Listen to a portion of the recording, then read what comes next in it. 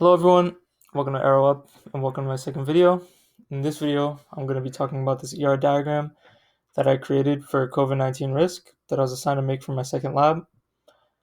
This diagram has 5 main entities, that being location, patient, occupation, behavior, and risk.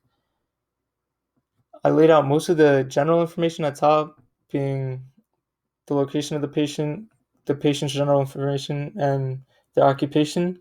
And it eventually leads down into risk, which I consider to be more important information.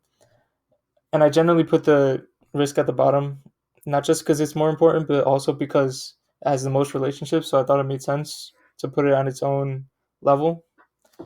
I put the patient in the middle because it forms most of the general relationships, being with location, where the patient lives, where the patient works, and how the patient acts. I think these entities make sense because they include all the necessary information without becoming too cluttered. So we have the patient's age, race, gender, family size, and a unique identifier. Then we have where the patient lives, their country, state, the population of where they live, if they're on lockdown, and their risk level. You have where the patient works, if they're in close contact with anyone, that being other employees or just customers in general.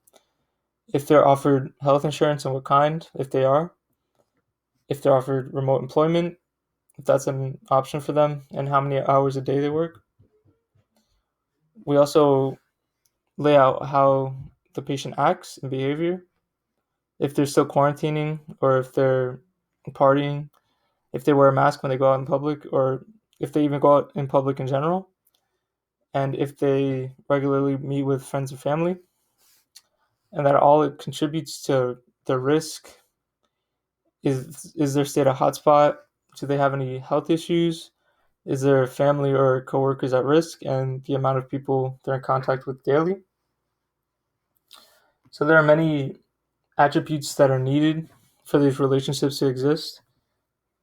All the location attributes are needed to form the risk attribute that says if your state is a hotspot. So obviously we need the state and their country to know if the state's a hotspot, as well as if they're in lockdown and their risk level. There's also if the family or coworkers are at risk. We need the attributes like family size and how many employees the patient works with to form those attributes in risk.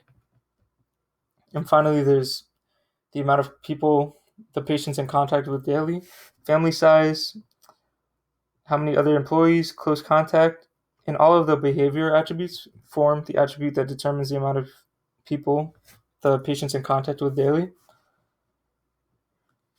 And I also have just an example of all of the tuples that would be formed with this diagram. Like the diagram showed, I just have in general patient, location, occupation, behavior, and risk. And that's about it. Thanks for watching the video, and see you next week.